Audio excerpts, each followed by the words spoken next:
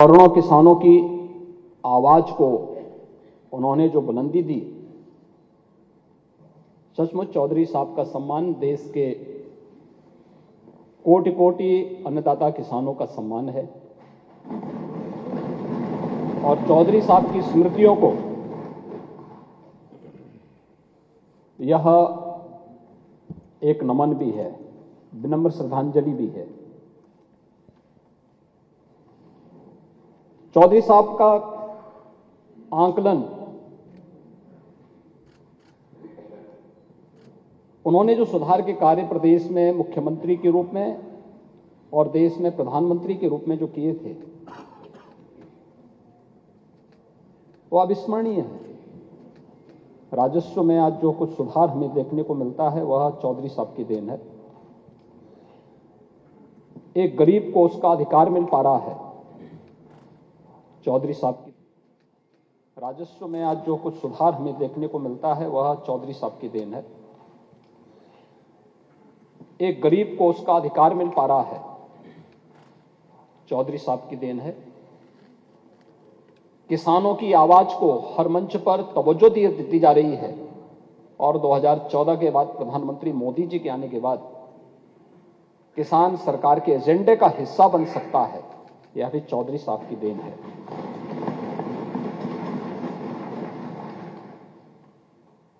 इन सभी नेताओं ने या अलग अलग क्षेत्र से जुड़े हुए विशेषज्ञों ने देश को एक पहचान दी, और सर्वथा भारत रत्न एक उपयुक्त सम्मान है। मैं सोचता था कि अपने बजट भाषण में जब किसानों की बात आएगी तो नेता विरोधी दल अवश्य चौधरी साहब का स्मरण करेंगे, लेकिन बिगड़ी बात बनी नहीं, लाख करो किन कोय, रही मन फाटे दूध को, मथे न माखन हो। यह स्थिति आज उनकी हो चुकी है। कोई साथ में आने को तैयारी नहीं है, क्योंकि सबको मालूम है कि पता नहीं कहां किसको धोखा दे दे। तो चाचा तो जानते ही थे कि इसलिए क्या होने जा रहा है।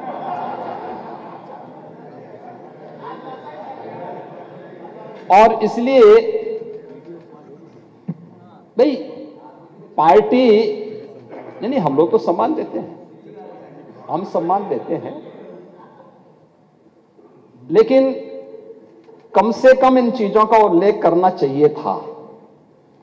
सदन के अंदर, सदन की प्रोसीडिंग का हिस्सा बनना चाहिए था। चौधरी साहब का सम्मान किसानों का सम्मान है और उत्तर प्रदेश का सम्मान है। इसलिए बजट के अंदर जब अन्नदाता किसानों की चर्चा हो रही है, तो कम से कम इन चीजों का उल्लेख कर देते तो अच्छा रहता। इसमें मुझे लगता है उनका भी सम्मान बढ़ता। लेकिन मैं महोदय धन्यवाद दूंगा उन सभी माननीय सदस्यों को। इस पूरी चर्चा में सत्ता पक्ष और विपक्ष के 93 माननीय सदस्यों ने इस चर्चा में भाग लिया, और इस चर्चा में भाग लेकर के इसको और रचनात्मक बनाया। उत्तर प्रदेश विधानसभा में इतनी गंभीर चर्चा हो सकती हो, देर देर रात्रि तक सदन चल सकता हो, यह भी देश भी देख रहा है, दुनिया भी देख रहा है। सबने इस बात को देखा है, और सभी माननीय सदस्यों ने बड़ी रुचि के साथ देर रात्रि तक रह करके इन सभी 93 सदस्यों को, जिन्होंने इस पूरी चर्चा में भाग लेकर के इसे एक नई ऊंचाइयां दी हैं, मैं उन सबको भी हृदय से धन्यवाद देता हूं।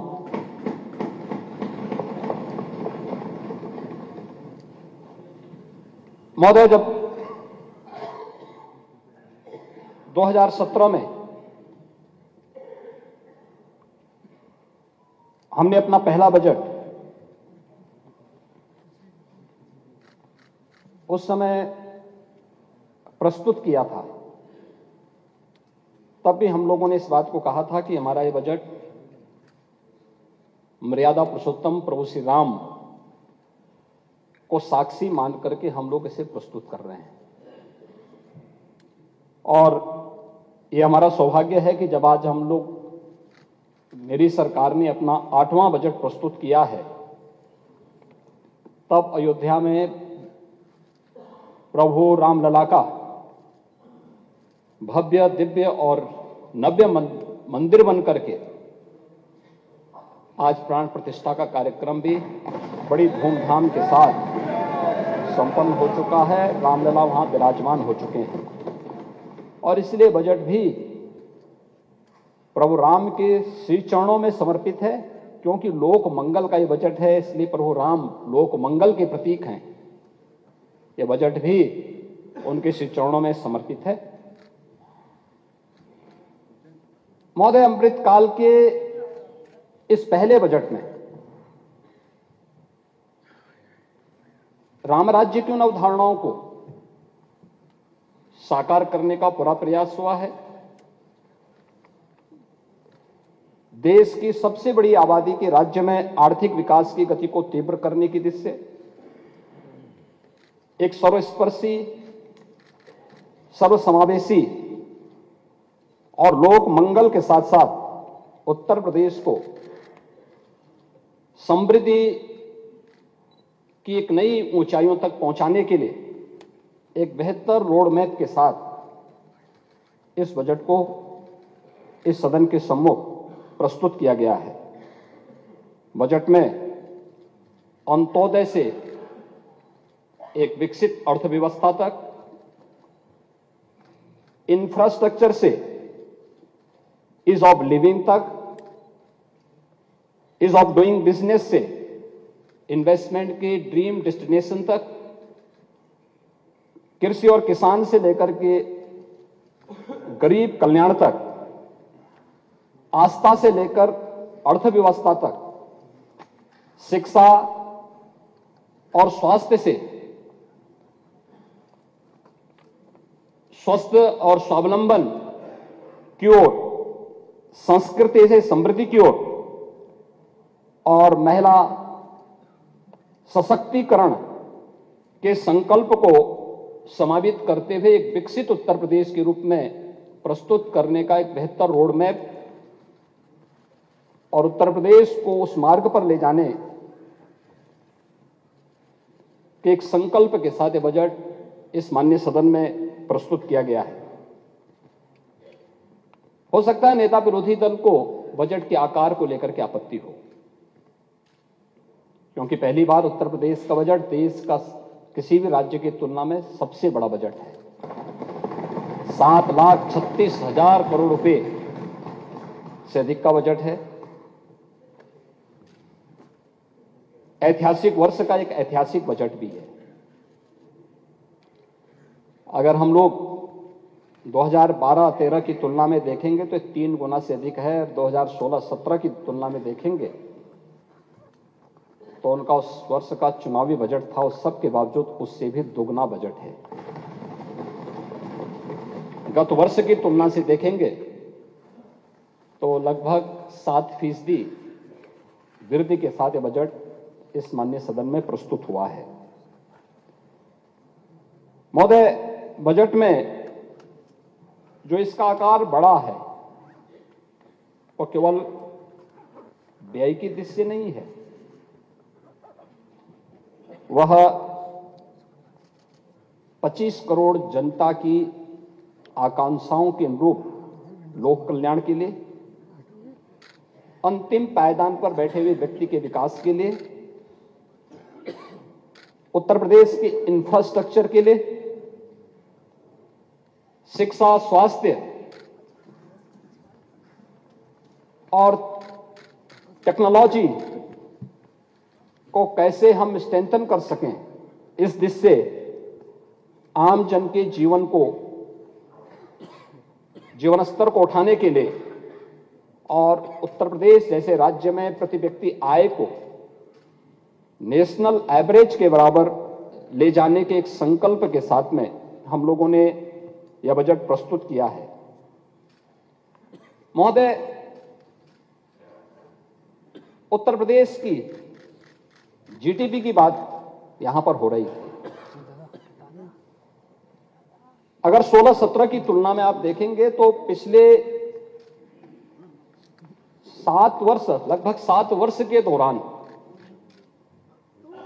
3 वर्ष कोरोना जैसी वैश्विक महामारी का सामना करने के बावजूद हमारी सरकार उत्तर प्रदेश की जीएसडीपी को दोगुना करने में सफल रही है। ये हम सब जानते हैं कि 2017 तक, आजादी के बाद से लेकर के 2017 तक उत्तर प्रदेश की कुल जीडीपी 12 और 13 लाख करोड़ के बीच में थी।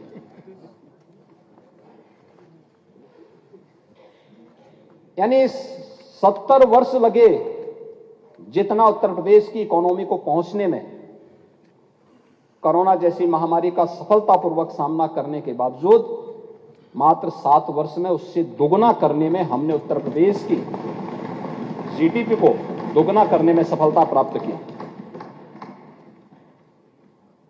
उत्तर प्रदेश की प्रति व्यक्ति आय को दोगुना करने में सफलता प्राप्त की। और यही नहीं, जब हम 2017 में थे, आबादी में उत्तर प्रदेश देश का नंबर 1 का राज्य था, लेकिन अर्थव्यवस्था में देश की छठी अर्थव्यवस्था के रूप में उत्तर प्रदेश गिना जाता था। और आज जब हम 2024 में आ रहे हैं, 2024-25 के बजट पे चर्चा कर रहे हैं, तब मैं कह सकता हूं कि उत्तर प्रदेश की अर्थव्यवस्था आज के दिन पर देश की नंबर 2 की अर्थव्यवस्था भी बन गई है। देश की जीडीपी में हमारा शेयर बढ़ा है। आबादी देश की 16% यूपी में रहती है, लेकिन देश के विकास में उत्तर प्रदेश बामुश्किल 8% भी योगदान नहीं कर पाता था।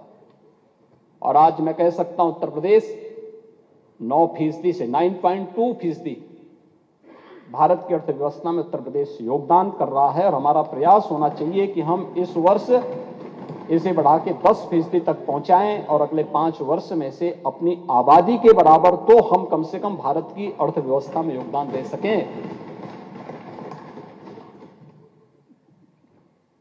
इस दौरान हमने उत्तर प्रदेश को एक बीमारू राज्य से भी उभारा है। नेता प्रतिपक्ष को बहुत सारी चीजों पे चिढ़ थी कि सब क्यों कर दिया। आज ये रेवेन्यू सरप्लस स्टेट है, बीमारू प्रदेश नहीं है। और यह पिछले 7 वर्ष में बिना कोई टैक्स लगाए हुए हुआ है। जनता जनार्दन पे कोई टैक्स नहीं लगा। मंडी शुल्क को आधा किया गया। प्रदेश में डीजल पेट्रोल की दर देश में सबसे कम उत्तर प्रदेश में है। और इसके पीछे राम राज्य की ही यही अवधारणा है जो प्रभु राम भरत जी से कहते हैं। उन्होंने कहा था, बरसत हर्षत सब लखे, करसत लखे न कोई, तुलसी प्रजा सुभाग से, भूप भानु सो होई। इन पंक्तियों का अर्थ भी समझा देता हूं। समझा देता हूं। जैसे सूर्य, समुद्र, नदी, तालाब से पानी लेता है, लेकिन किसी को पता नहीं चलता, परंतु जब वह बादल के रूप में बरसात करता है तो सबको पता चलता है। और खासकर यानी सभी जगह समान रूप से बरसता है। तो यही स्थिति बजट की भी है, इस लोक कल्याणकारी और लोक मंगल के बजट की भी है। अतिरिक्त टैक्स 7 वर्ष में नहीं लगा, मंडी शुल्क कम किया गया, डीजल पेट्रोल के वैट के दाम को कम किए गए। लेकिन जब प्रदेश के कल्याण के लिए, प्रदेश के विकास के लिए जो बजट प्रस्तुत किया है, जब ये बजट आ रहा है तो पूरे प्रदेश के अंदर बिना भेदभाव के सभी 75 के 75 जनपदों को ध्यान में रख करके यह सब किया गया है। तो यह लोक मंगल के लिए प्रस्तुत ये वही बजट है जो राम राज्य की अवधारणा पर आधारित है। महोदय, यह हम करने में इसलिए सफल हुए क्योंकि हमने कर चोरी को नियंत्रित किया, राजस्व की लीकेजेस को रोका और प्रदेश के सीडी रेशो को हमने बेहतर किया। 2017 के पहले अगर प्रदेश में 100 रुपया जमा होता था तो मात्र 44 पैसा ही 44 रुपया ही प्रदेश के उद्यमी, व्यापारी और युवकों को अपने रोजगार के लिए, अपने आत्मनिर्भरता के लिए कोई कार्य प्रारंभ करना है, स्वरोजगार के लिए कोई कार्य प्रारंभ करना मिल पाता था।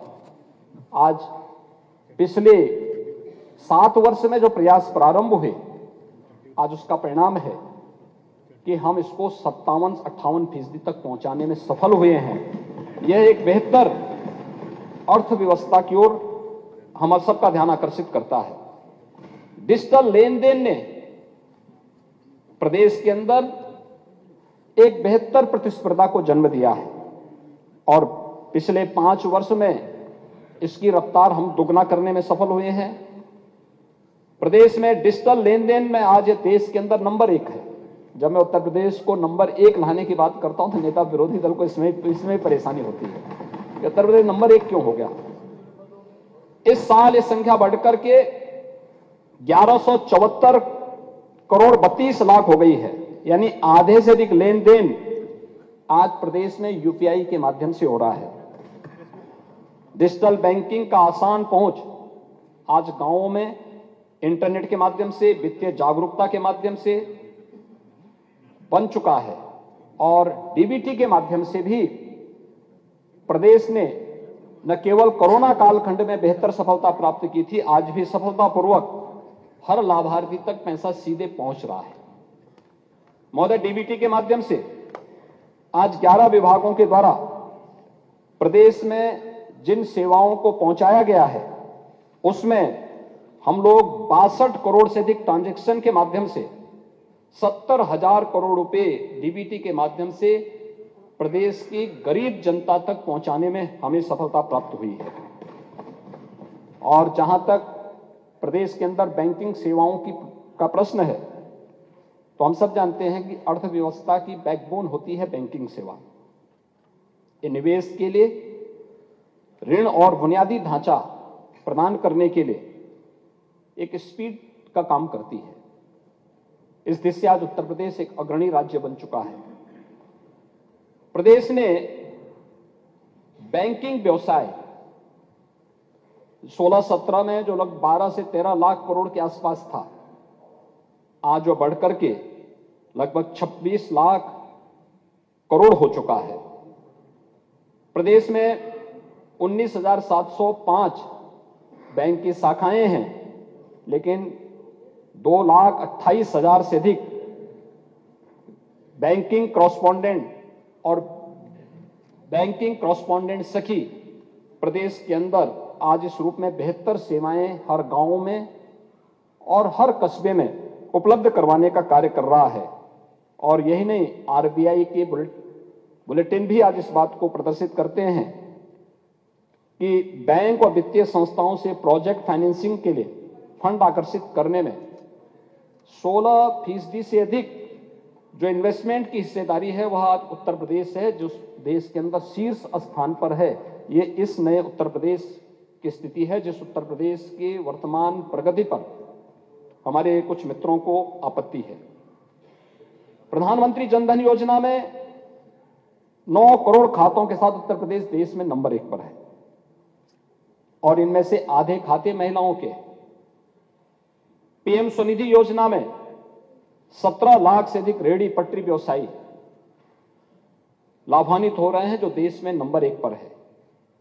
प्रधानमंत्री सुरक्षा बीमा योजना में 5 करोड़ 55 लाख लाभार्थियों के साथ उत्तर प्रदेश देश में नंबर 1 पर है और आईटीआर फाइल करने में, यानी आयकर रिटर्न भरने में उत्तर प्रदेश देश में दूसरे स्थान पर है। जून 2014 में 1,65,000 आयकर रिटर्न उत्तर प्रदेश में फाइल होते थे और जून 2023 में यह बढ़कर के लगभग 12 लाख हुए हैं, यानी 1,65,000 से। यह दिखाता है प्रदेश में प्रति व्यक्ति आय में वृद्धि हुई है और वह आईटीआर भरने के लिए स्वतः स्फूर्त भाव के साथ तैयार हुआ है। यह प्रदेश को अगर हम देखेंगे तो 2022-23 की तुलना में राष्ट्रीय फलक पर भी देखेंगे तो राष्ट्रीय आर्थिक विकास की जो दर थी 7.2 रही, जबकि प्रदेश की इस दौरान अगर हम करंट प्राइस में लेंगे तो 14.3% की दर से उत्तर प्रदेश की विकास दर देश के अंदर रही है।